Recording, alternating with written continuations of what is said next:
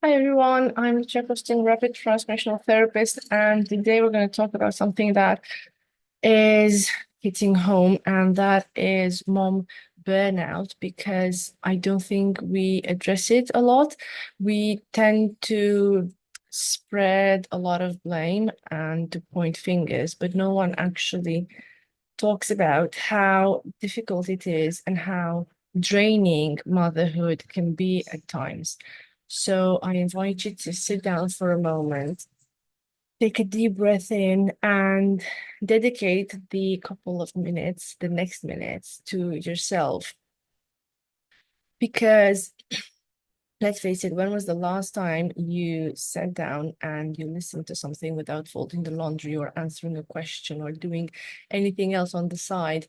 We are constantly multitasking. And before you know it, you burn out. And I'm not talking about you're feeling tired. I'm talking about that bone deep exhaustion where you wake up and you are already deflated, where you snap over spilled cereal and then you feel like the worst mom on the planet, where you are constantly calculating in your head how many minutes before we're all running late. And if you're not running on fumes or snapping over spilled milk and wondering what happened to your life, um, there's nothing wrong. It's all part of the story and of the journey. But this episode is for the mom who is doing all the things: the pickups, the drop-offs, the teacher meeting, the homework, the planning, the meal prepping, the appointments, the favorite pajama that needs to be ready. And she still feels like she's failing and she's not doing it all and she's not doing enough. And you're depleted, you're not broken. And we're here to talk about it. And let me tell you some of the things that I've been hearing from moms everywhere. And it's not the filtered Instagram version where everything is fine and perfect. It's the real life, the behind the scenes, if you wish. Because you're not just tired, you're emptied out, you're stretched too thin by invisible expectations, just going through the motions rather than feeling present and engaged. And one mom actually told me that she loves her kids so much, but she can't stand parenting right now. And what does that make me if I can't stand parenting as a mom? And burnout doesn't happen because you're weak. It happens because the expectations are too high and the support is non-existent. So think about your day for a second. Your days start at dawn and don't stop until you collapse late at night. On any given day, you might be responsible for preparing meals, ensuring your children are dressed, fed, entertained, going to work meetings, keeping the house, you know, everything is seamless. You do all the behind the scene work. Nobody sees, nobody wants to know. The laundry, the shopping list, the bills, the emails, the to-do lists. And that's not everything that we do on a normal day. Holding your to-do list in your head all the time is exhausting too. So the act of managing it all takes a lot of your mental space. And I know you get me because at times rest feels like rebellion. More often than not, moms are praised for sacrificing themselves, for not having healthy boundaries, for being there all the time for everybody. When did surviving become a badge of honor? When did we start celebrating moms who run on empty and run themselves into the ground? And there's some wisdom I want to share with you, and I wish someone told me this earlier. because the loneliness is sneaky, and at times it goes unbothered and nobody noticed it before it's too late, because motherhood is shockingly lonely, especially in the early years when, you're doing it all without the village. You're surrounded by people all day long, and yet you feel completely alone. And, you scroll on social media, you see everybody's reels and highlights, and it just makes you feel worse. Which brings to the second point, the fact that we're people, not robots, and moms have needs too. And those needs don't need to be lost on the list. You're not feeling well, you're having a bad day, you wish you could nap, but your kids expect you to care for them. There's things to be done. And somewhere along the way, we internalize that message that good moms don't need rest, good moms just keep on going. Culture tells parents, and particularly mothers, that exhaustion is the price of love. And really, it's not. It never was. Sustainable parenting requires sustainable conditions. It's all one big ecosystem in which the guilt is vicious. I should be enjoying this. Other parents manage. What's wrong with me?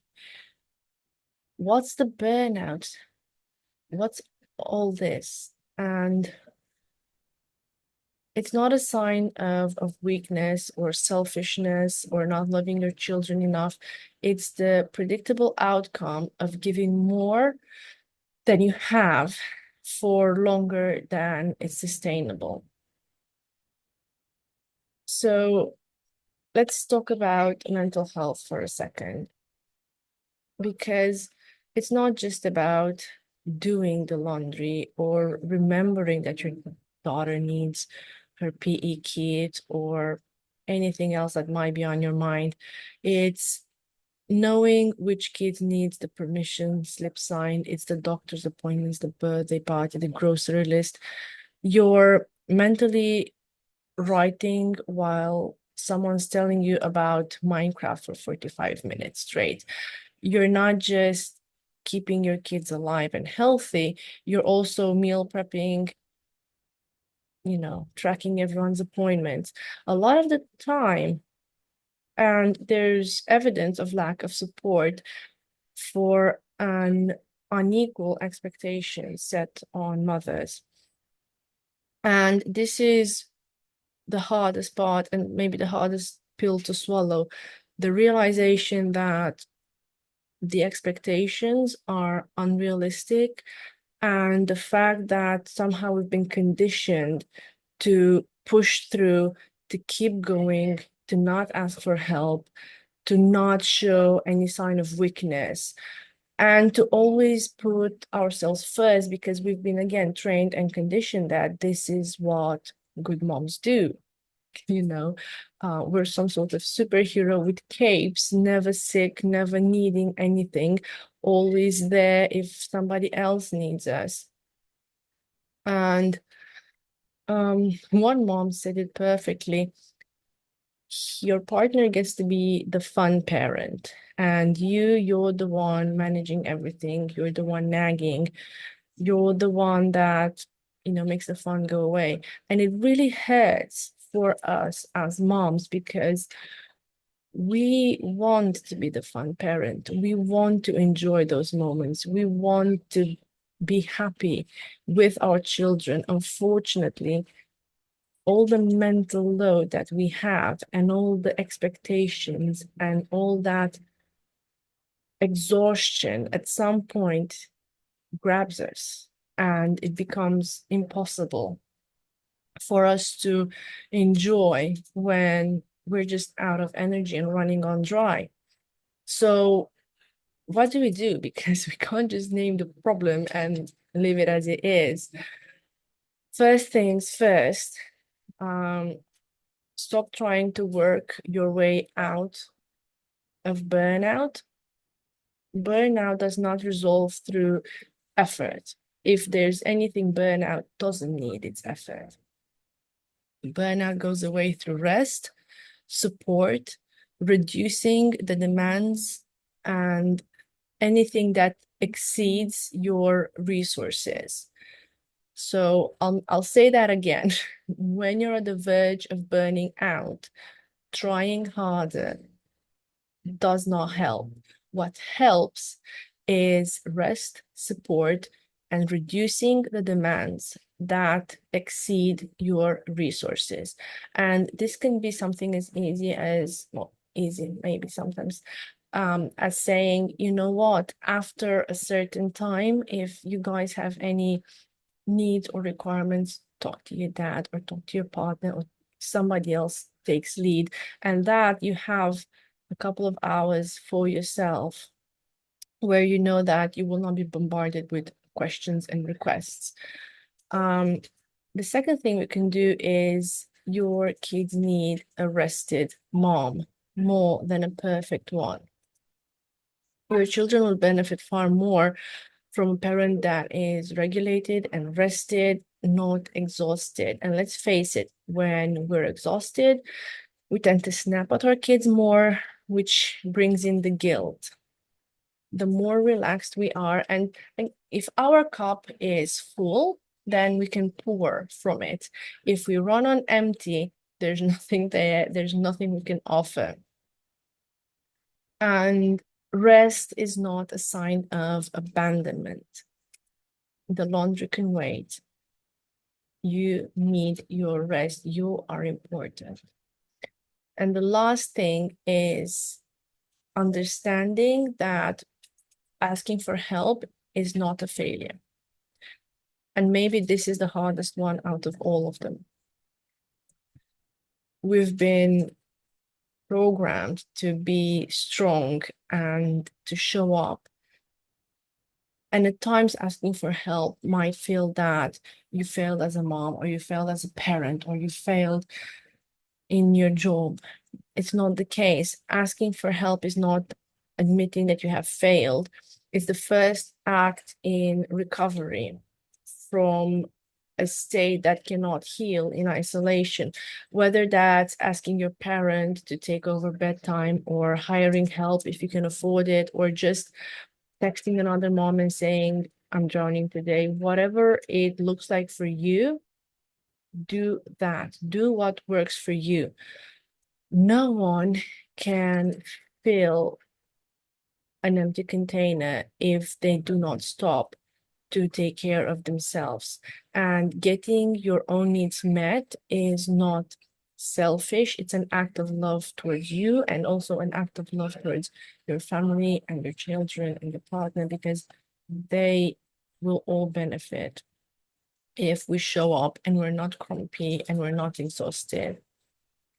And if you're listening to this while folding laundry or driving the car, or whatever else it is that we do, I see you. You're not alone in this beautiful journey. It is messy. We do need a village.